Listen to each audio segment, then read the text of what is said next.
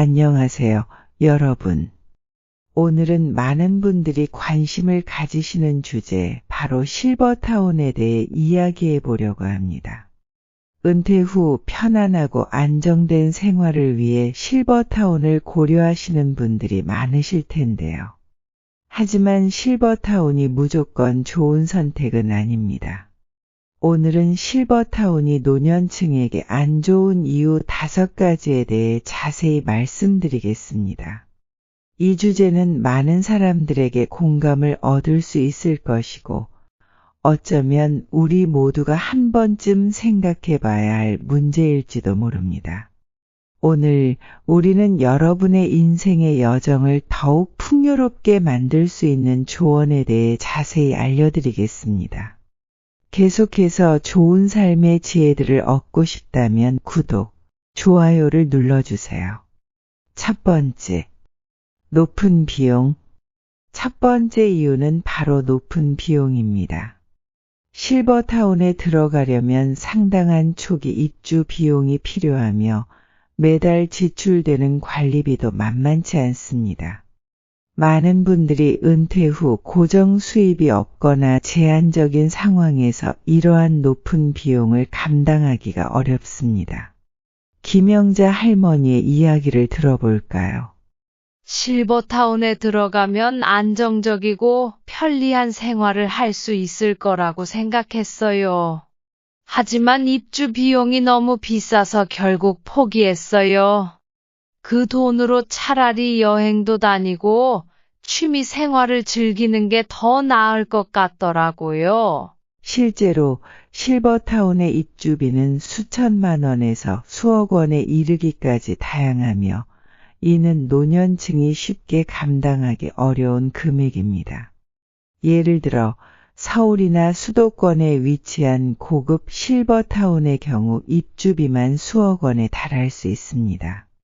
또한 매달 관리비도 수십만 원에서 수백만 원에 이르기 때문에 지속적으로 경제적 부담을 안게 됩니다. 이러한 높은 비용은 노년층에게 큰 경제적 부담을 줄 수 있습니다. 실제로 한 노인 부부의 사례를 들어보겠습니다. 이 부부는 평생 모은 돈으로 실버타운에 입주했지만 예상보다 높은 관리비와 추가 비용으로 인해 생활비가 부족해져 다시 경제적 어려움에 처하게 되었습니다. 이처럼 실버타운의 높은 비용은 많은 노년층에게 큰 부담이 될 수 있습니다. 두 번째, 사회적 고립.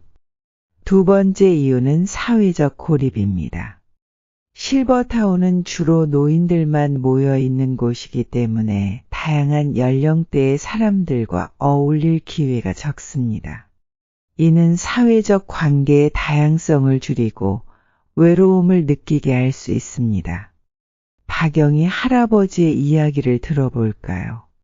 처음에는 또래 친구들이 많아서 좋을 줄 알았는데 오히려 나중에는 다양한 사람들과 어울릴 수 없다는 게 답답하더라고요. 예전에는 동네 아이들이 뛰어노는 소리도 듣고 젊은 이웃들과도 이야기 나누는 게 즐거웠는데 실버타운에서는 그런 게 없어서 점점 외로워졌어요. 사회적 고립은 단순히 외로움을 느끼는 것 이상의 문제를 야기할 수 있습니다. 노년층은 다양한 세대와의 교류를 통해 활력을 얻고 새로운 것을 배우며 정신적으로도 건강한 상태를 유지할 수 있습니다. 하지만 실버타운에서는 이러한 기회가 제한되기 때문에 정신적, 정서적 건강에 부정적인 영향을 미칠 수 있습니다. 예를 들어 한 실버타운에 거주하는 김영수 할아버지는 여기서는 친구들과의 교류가 제한적이라 점점 외로움을 느끼게 돼요. 젊은 사람들과 이야기 나누며 새로운 것을 배우는 기회가 없어서 답답합니다. 라고 말했습니다. 이처럼 사회적 고립은 노년층의 정신적 건강에 큰 영향을 미칠 수 있습니다. 세 번째, 제한된 생활 공간. 세 번째 이유는 제한된 생활 공간입니다. 실버타운은 일반적으로 아파트 형태의 주거 시설을 제공하며 생활 공간이 상대적으로 작습니다. 특히 넓은 집에서 살다가 실버타운으로 이사할 경우 좁은 공간에서 생활하는 것이 불편할 수 있습니다. 정순자 할머니의 이야기를 들어보겠습니다. 큰 집에서 살다가 실버타운의 작은 아파트로 이사하니 답답하더라고요. 가지고 있던 물건들을 다 정리해야 했고, 취미 생활을 할 공간도 부족해서 많이 불편했어요. 특히 친구들이 놀러 왔을 때 좁은 공간 때문에 불편해하는 모습이 안타까웠어요. 좁은 생활 공간은 물리적인 불편함을 넘어서 정서적 스트레스까지 유발할 수 있습니다.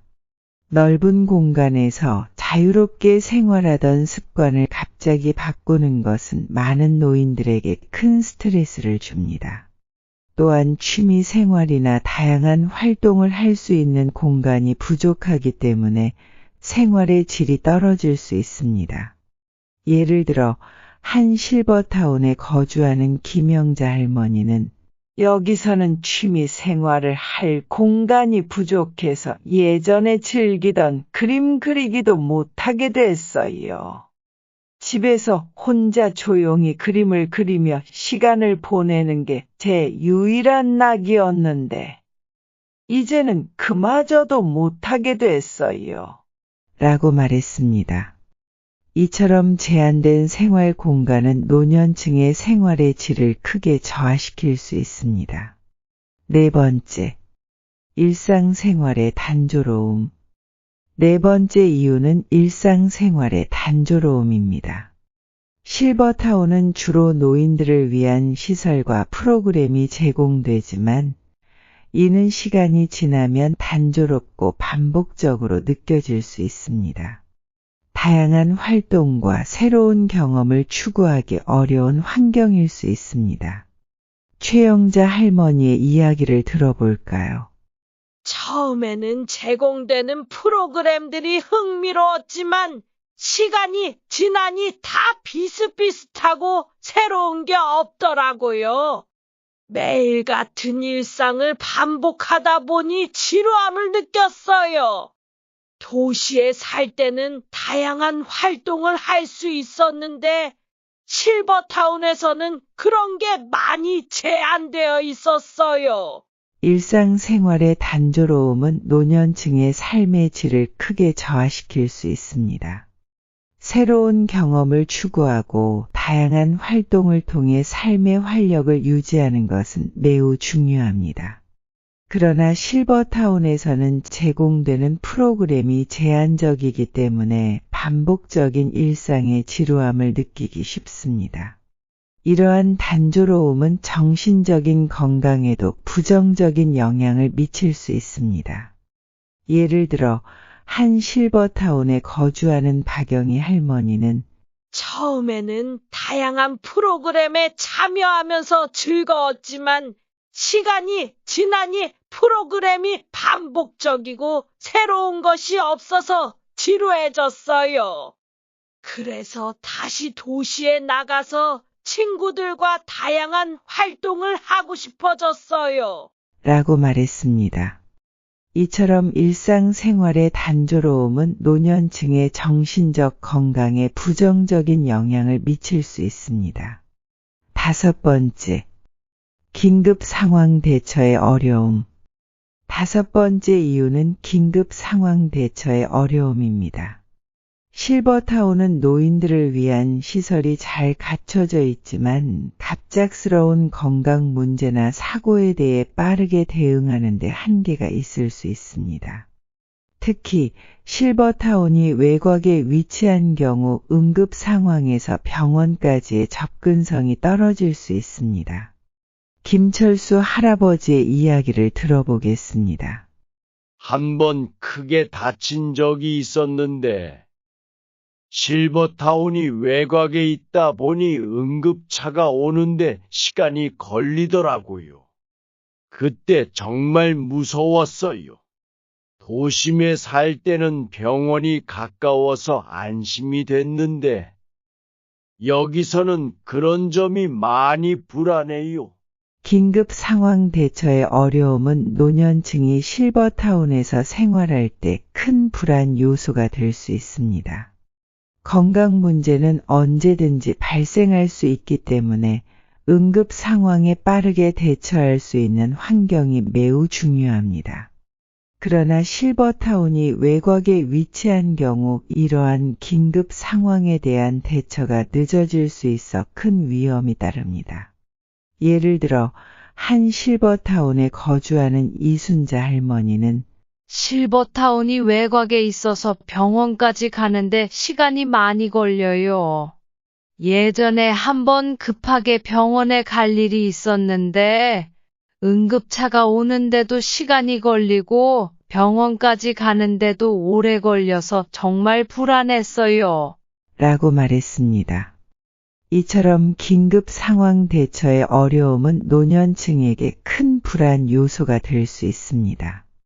오늘은 이렇게 실버타운이 노년층에게 안 좋은 이유 5가지에 대해 이야기해 보았습니다. 높은 비용, 사회적 고립, 제한된 생활 공간, 일상생활의 단조로움, 그리고 긴급 상황 대처의 어려움 등이 주요 이유였습니다. 실버타운을 고려하고 계신다면 이러한 요소들을 충분히 검토하신 후 현명한 결정을 내리는 것에 도움이 되길 바라며 내용이 마음에 들었다면 구독, 좋아요 눌러주세요. 이 영상을 시청해 주셔서 감사합니다. 다음 영상에서도 더 유익한 정보와 지혜를 나누겠습니다. 행복한 하루 되세요.